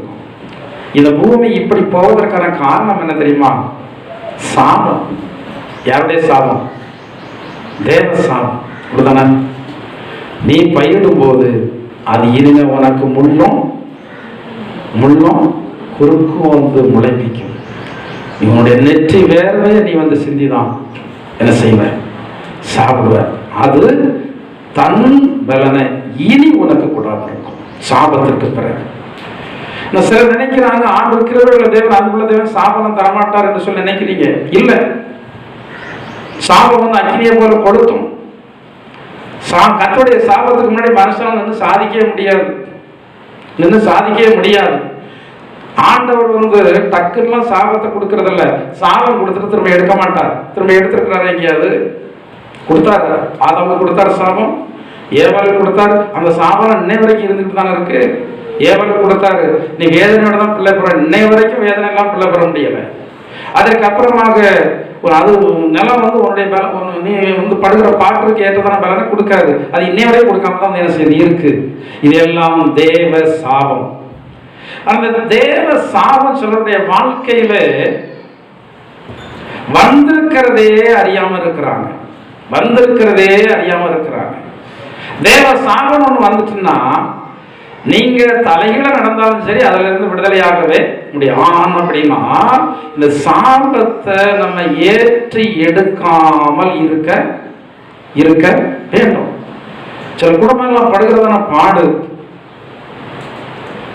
சமீபத்தில் ஒரு நபருக்கு ஜெபம் போது குடும்பத்தில் உள்ளவங்க எல்லாருமே சொல்றாங்க, என்ன சாபம் குடும்பத்தில் இருக்கிறாங்க, பிள்ளைங்களுக்கு எல்லாருமே என்ன செய்யணும், எல்லாரும் ஆண்டவர் தான் தேடணும், ஆனா எல்லாருமே சங்கடப்பட்டு இருக்கோம், எங்கெல்லாமோ போய் ஜோனி பார்க்க ஒன்றும் சரியில்லை.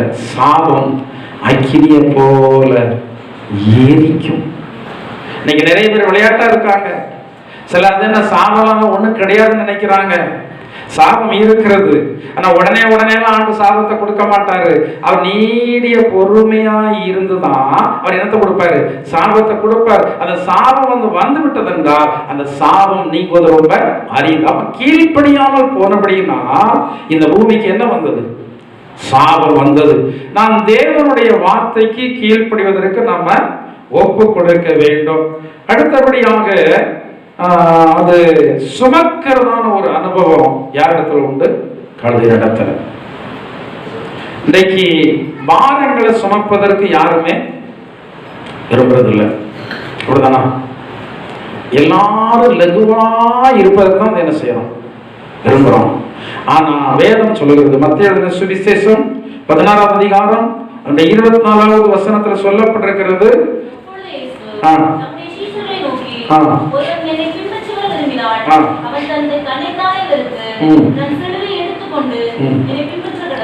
ஒருவன் இயேசுவை பின்பற்றணும்னு விரும்பிட்டான்னா அவன் முதல்ல யாரை வெறுக்கணும் சொல்லுங்க, யாரை வெறுக்கணும்?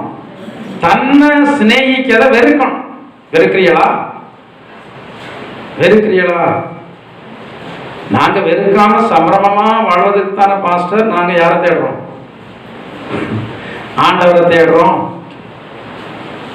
தன்னைத்தான் ஒருவன் வெறுக்காவிட்டால் அவன் தேவனுக்கு சீசனாய் இருக்க முடியாது.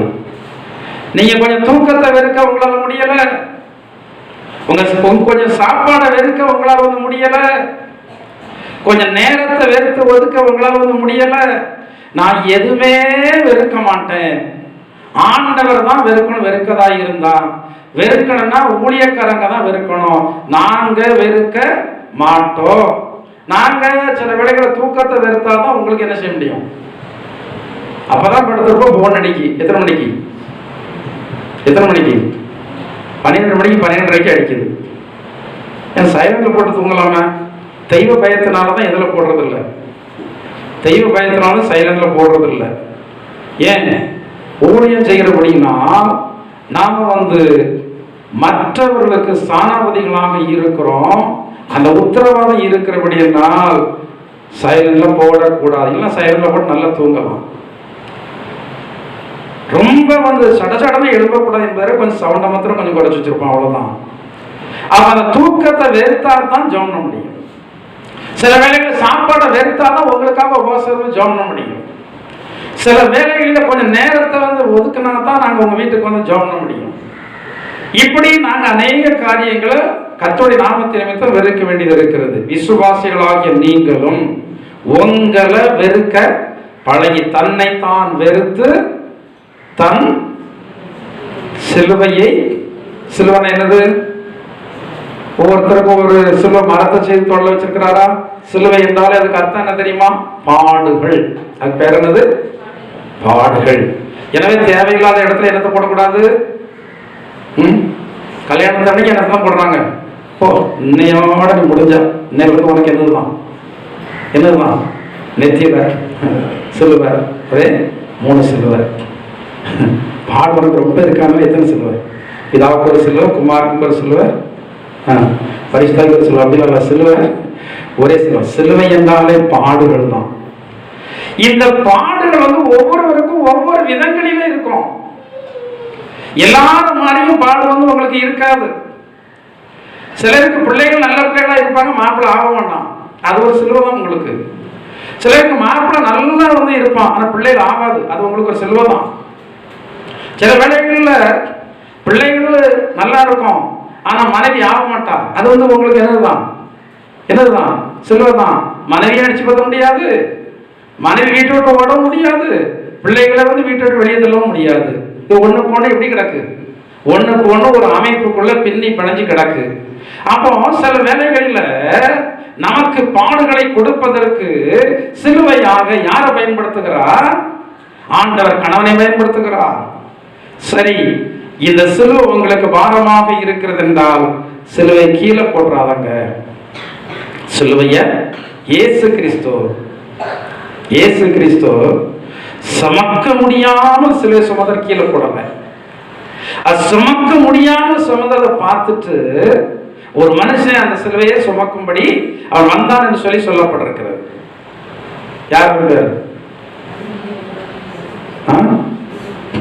அரிமத்திய ஊரனாகிய ஒரு மனுஷன் அந்த சிலுவையை சுமக்கும்படி அவன் வந்தான். ஆனா இயேசு கிறிஸ்து அவருக்கு கொடுக்கப்பட்ட சிலுவை கீழே போடல. உங்களுக்கு இருக்கிறதான சிலுவையை கீழே நீங்க போடக்கூடாது. சொல்ல போனா சில விசுவாசிகள் கூட எனக்கு சிலுவை தான் அவங்க வச்சுட்டு இருக்க முடியாது, ஆனா என்னதுதான் அதுக்கு தூக்கி வெளியே போட முடியுமா? ஓடுங்க வராதுன்னு சொல்ல முடியுமா? நான் நினைச்சுக்கிறேன் அது என்னதுதான். என் மனைவி அடிக்கடி ஒரு நபரை பற்றி சொல்லுவா, நான் சொல்வேன் அது உனக்கு கொடுக்கப்பட்ட, அது விட்டாது உன்னை துரத்தி உன்னை வந்து சங்கடப்படுத்தும். நான் அப்படியே சொல்லியிருக்கேன், ஸ்டேஜில் இருந்தாலும் சொல்லுவேன் அது உனக்கு கொடுக்கப்பட்ட சிலுவை, நீ சுமந்துதான் ஆகணும். ஒவ்வொரு விதங்களில் சிலருக்கு வேலை செய்யற இடத்துல சிலுவை இருக்கும், சிலருக்கு தகப்பன் தாய் சிலுவையா இருப்பாங்க. அத பாடுகள் எங்கெங்க இருந்தெல்லாம் வருகிறதோ அது எல்லாம் தேவனுடைய பிள்ளைகளுக்கு சிலுவை தான், அது நமக்கு கொடுக்கப்பட்ட சிலுவை தான் என்று சொல்லி நீங்கள் அதை சுமக்க முடியல என்று சொல்லி, ஆண்டவரே சுமக்க முடியல எனக்கு பலம் தான் என்று சொல்லி சுமக்க முடியல போயிடணும்னு சொல்லி ஜோனிடக்கூடாது. இந்த ஒரு பாடகர் பைபிள சொல்லியிருக்கு, வாயும் வார்த்தை குறித்து எப்படி இருக்கணும், கவனமா இருக்கணும். அந்த மோசஸ் ராஜசேகர் அவர் பாட்டு பாடுவார், சுமக்க முடியல டேடி சுமக்க முடியல. ஆண்டவர் எல்லாத்தையும் அவர் சுமந்துக்கிட்டு நீ சுமையே இல்லாமல் இருக்கணும் என்ன செய்தார்? சீக்கிரத்தில் வந்து என்ன செய்தார்? எடுத்துட்டார். அவருக்கு பிரச்சனை இல்லை, அவர் குடும்பத்துக்கு தானே பிரச்சனை. போனவங்களுக்கு யாருக்கும் பிரச்சனை கிடையாது. போனவங்க யார் அங்கவே இருந்து உங்களை நினைச்சு பார்க்கறதே இல்லை, நினைச்சு பார்க்க முடியாது. உங்களை நினைச்சு அழுகிறதும் கிடையாது. என் மனைவி எப்படி இருக்கா, என் பிள்ளை எப்படி இருக்கா, என் அம்மா எப்படி இருக்காங்க, அப்பா எப்படி, இந்த எண்ணமே கிடையாது உங்களுக்கு. அவர் தங்கள் வாழ்க்கைகளை இழைப்பாடி கொண்டிருக்கிறாங்க. ஆனா நமக்கு தான் வந்து பிரச்சனையா இருக்கும். இருக்கிறவர்களுக்கு தான் வந்து என்னது, இருக்கிறவர்களுக்கு தான் வந்து பிரச்சனை. அவனவன் தன் சிலுவையை எடுத்துக்கொண்டு நமக்கு நியமித்திருக்கிறதான ஓட்டத்துல எப்படி ஓடணும், பொறுமையோடு ஓடணும். நம்மள எதற்கான கழுதைக்கு சமானமாக சொல்லியிருக்கிறார் என்றால் பாரமான காரியத்தை நம்ம வந்து என்ன செய்யணும், சுமக்கிறதுல என்ன பண்ணக்கூடாது, கள்ளத்தனம் பண்ணக்கூடாது, நேர்மையா சுமக்கணும். உங்களுக்குரியதை யாரும் சுமக்கணும். கொஞ்ச நாளைக்கு முன்னாடி ஒரு ஊழியக்காரங்க வீட்டுல கொண்டு ஒரு மனநலம் பாதிக்கப்பட்ட ஒரு பையனை கொண்டு தாப்பை விட்டார். என்ன சொல்லி விட்டாருன்னா, பாஸ்டர் வீட்டுல இருக்க முடியல, ரொம்ப தொந்தரவு பண்ணதான் அப்படின்னு. அவன் கொஞ்ச நாள் வச்சு இந்த பாஸ்டர் பார்த்தாரா, அந்த பாஸ்டர்கிட்ட ஆண்டவர் பேசினாராம். அவனுக்கு கொடுக்கப்பட்ட சிலுவையை நீ ஏன் சுமந்துக்கிட்டு இருக்க, நீ இவன்ட்டு அந்த வார்த்தையை சொல்லி அவன்கிட்ட வந்து என்ன செய்ய அனுப்பி விடு. இது யாருக்கு கொடுக்கப்பட்ட சிலுவை? இது அவனுக்கு கொடுக்கப்பட்ட சிலுவை, நீ இதை சுமக்க அவசியம் இல்லை சொன்னாராம். உடனே அவரை வர வச்சு, ஆண்டவர் பேசணும்னு அவரை வர வச்சு, ஆண்டவர் இப்படி சொல்றாரு, இது சிலுவையா தான் ஆண்டவர் உனக்கு தந்திருக்கிறாரு. எனவே இந்த சிலுவைய பெற்றோர்களாகிய நீங்கள் தான் வந்து என்ன செய்யணும், சுமக்கணும். நீங்க கொண்டு போய் வீட்டில் வச்சு பாருங்க, நாங்க வந்து உங்களுக்காக வந்து என்ன செய்யறோம், ஜோம்னு சொல்லி அனுப்பி வச்சாராம். அனுப்பி வச்சு கொஞ்ச நாள்ல இவங்க அந்த பாட்டுகள் எல்லாம் சுமந்து, ஆனா எவ்வளவு நாள் அந்த சிலையை சுமக்க வச்சிருந்தாரோ அவ்வளவு நாள் சுமந்ததுக்கு பிறகு அந்த பிரச்சனை என்ன ஆயிட்டு சரியாகி விட்டது. நிரந்தரமா சாகர வரைக்கும் உங்களை சிலுவையை சுமக்க விட மாட்டாரு. அதுக்குன்னு ஒரு காலங்களை வந்து ஆண்டு வச்சிருக்கிறாரு. அது வரைக்கும் தான் சொல்லுவேன்.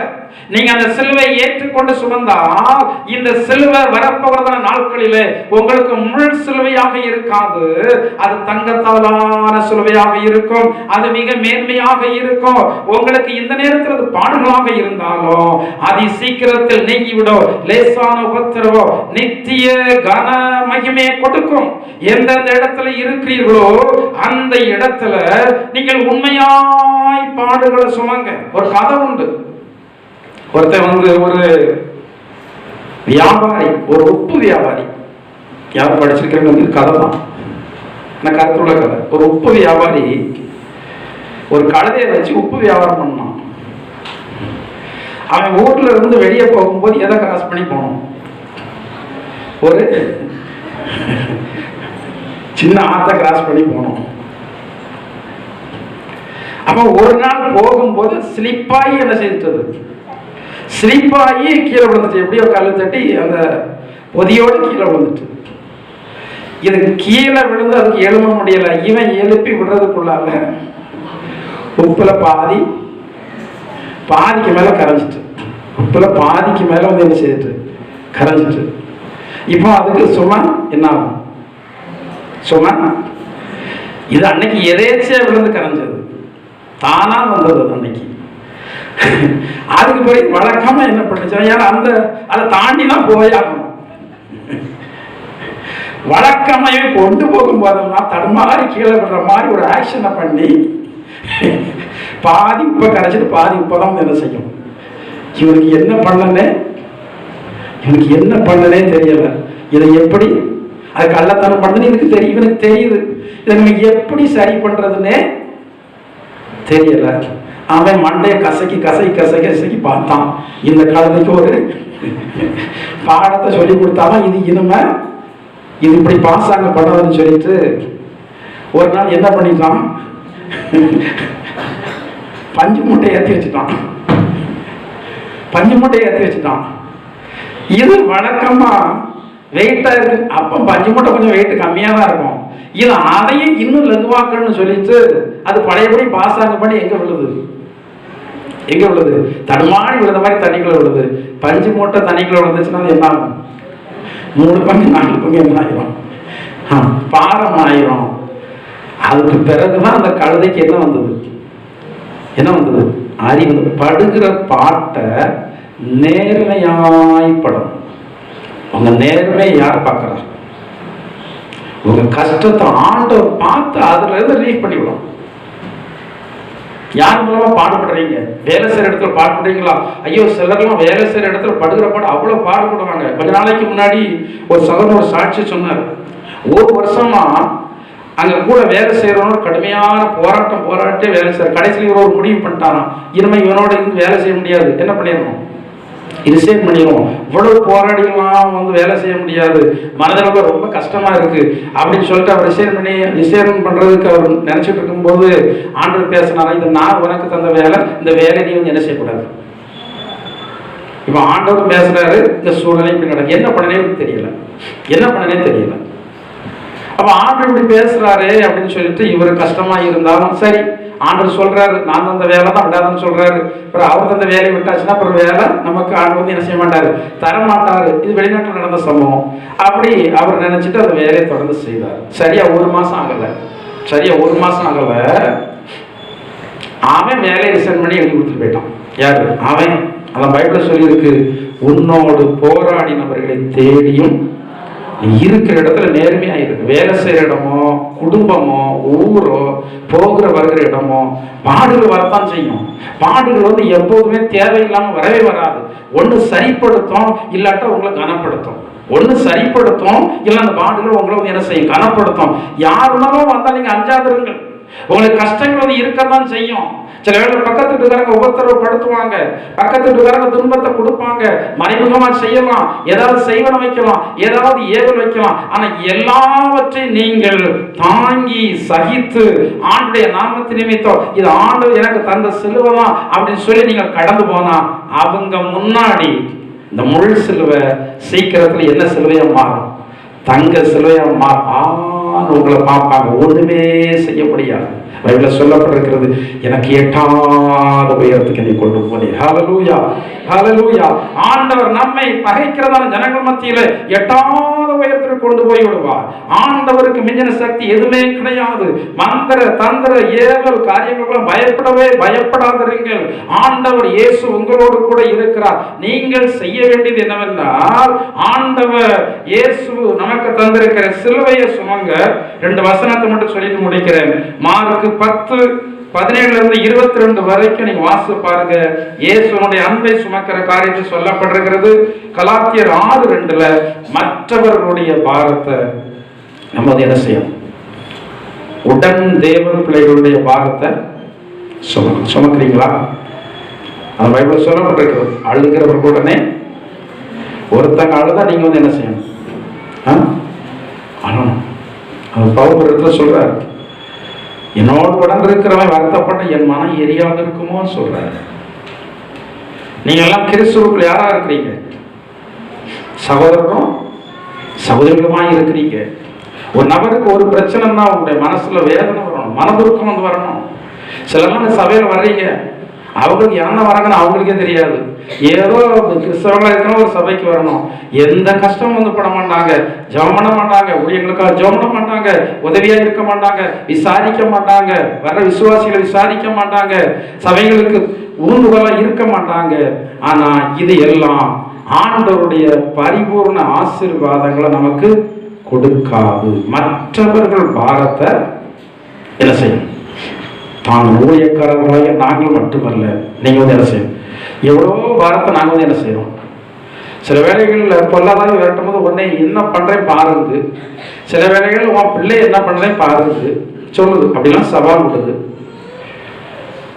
எனவேதான் சிலர் பயந்து போய் எதை விரட்டுறது இல்லை. ஏன் வந்து விரட்டும்? போராட்டம் தெரிஞ்சே அவங்க வீட்டில் வந்து உபாசம் இருந்தோம். போராட்டம் தெரியுது, போராட்டம் தெரிஞ்சே வந்து வீட்டில் வந்து ஜெபம் பண்றோம். பயங்கர செய்வதுன்னு தெரியுது, தெரிஞ்சே வந்து போராடுறோம். விடமாட்டேன்னு போராடுறோம், அது நம்மளை விடமாட்டேன்னு போராடுது. சேதம் அடைந்தால் சேதம் அடைந்தது தான். ஒரு நம்பிக்கை இருக்கு. போராடுறது யாருக்காக போராடுறோம்? உங்க ஆத்மா காக்கணும், அதுக்காக போராடுறோம். அடுத்த ஆண்டவர் நம்மளை என்ன செய்திருக்கிறாரு? பலப்படுத்தி வந்து வச்சிருக்கிறாரு. போராடுறோம். மற்றவருடைய பாரத்தை நாங்க தாங்கிறதுனால தான் போராடுறோம். எப்படி இருக்கட்டும் போராட வேண்டிய அவசியம் இல்லை. சில பெரிய திரள்கூட்டமான கூட்டங்கள் எல்லாம் வந்து அவர் பண்ணுகிறத ஜெபத்துல 10 நிமிஷம் ஜெபம் பண்றாங்க, மனதுருக்கமா ஜெபம் பண்றது மாதிரி ஜெபம் பண்றாங்க. 10 நிமிஷத்துல எவ்வளவு பேர் அற்புதத்தை பெறுகிறதுன்னு சொல்றாங்க. ஆனா இங்க வந்து அப்படி கிடையாது.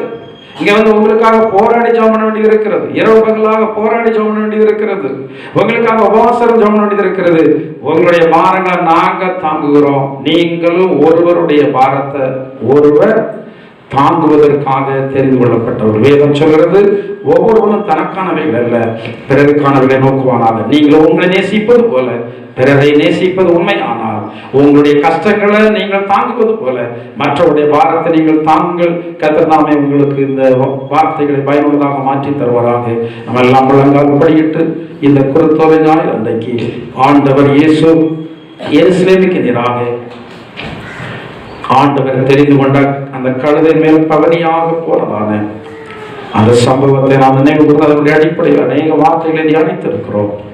இந்த கழுதையை போல சாந்த கூட நமக்கு வரட்டும், தாழ்மையில் கூட நமக்கு வரட்டும், கீழ்ப்படிதலின் கூட நமக்கு வரட்டும், பாரங்களை சுமக்கிறதான கூட நமக்கு வரட்டும். நமக்கு என்று வைத்திருக்கிற சிலுவையை மற்றவர்கள் மீது வைக்காமல் நாமே சுமக்க ஆண்டவர் நமக்கு உதவி செய்யும்படியாக ஆண்டவரிடத்தில் நாம் நம்மை ஒப்பு கொடுத்து ஜெபிப்போம். ஆண்டவர் நம்மை பலப்படுத்தி ஆண்டவர் தெரிந்து கொண்டதான அந்த கழுதையை போல நம்மை ஒரே வழியில அந்த எருசலேமுக்கு நேராக, அந்த பரம எருசலேம் ஆகிய பரலோகத்துக்கு நேராக நம்மை வழி நடத்துவாராக. ஹல்லேலூயா.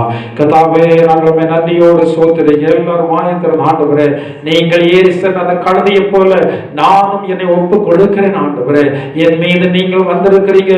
நான் உண்மை சுமக்கிற நான் ஒரு கழுதையாக காணப்பட என்னை பலப்படுத்துங்க. ஆண்டவரே, நான் தாழ்மையான ஒரு கழுதையை போல காணப்பட கிருபை தாருங்க. சாந்த குணமுள்ள கழுதையை போல நான் காணப்பட கிருபை தாருங்க. கீழ் கீழ்ப்படிதல் உள்ள கழுதையை போல காணப்பட எனக்கு கிருபை தாருங்க.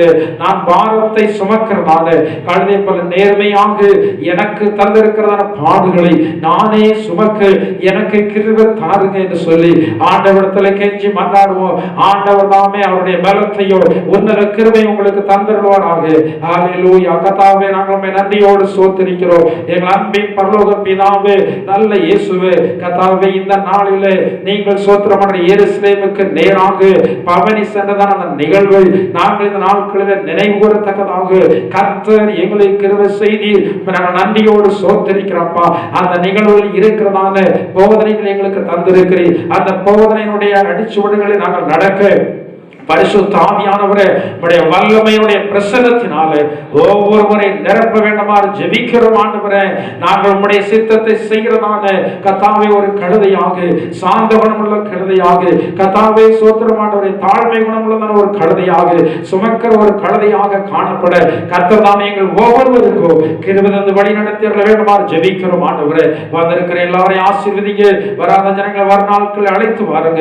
இந்த வாரம் முழுவதும் எங்களுக்கு ஆசீர்வதிக்கப்பட்ட காணப்படட்டும். கொடிய வியாதிகளுக்கு எங்களை எல்லாரையும் விலக்கி கர்த்தர் காத்துக் கொள்ளுங்க. ஆண்டவரே, வல்லாத மனுஷனுடைய சதி செயல்கள், வஞ்சக கிரியைகள் எல்லாவற்றிற்கும் எங்களை எல்லாரையும் விலக்கி கர்த்தர் காத்துக் கொள்ளுங்க. அப்பா, எங்களுடைய போக்குவரத்து பிரயாணங்கள் எல்லாருக்கும் பாதுகாப்பை தாருங்க. வருகை இருக்குமானால் உம்மை எதிர்கொண்டு வரத்தக்கதான பரிசுத்த ஜீவியத்தை தாருங்க. ஆண்டவரே, கர்த்தாவே, வருகை தாமதிக்குமானால் மீண்டுமாக ஒரு முறை கூட உங்க சன்னிதானத்திலே கடந்து வந்து ஆராதிக்க தேவன் தாமே எங்கள் ஒவ்வொருவருக்கும் கிருபை தந்து வழிநடத்திட வேண்டுமாறு இயேசுவின் நாமத்தால் ஜெபிக்கிறோம் ஜீவனுள்ள பிதாவே.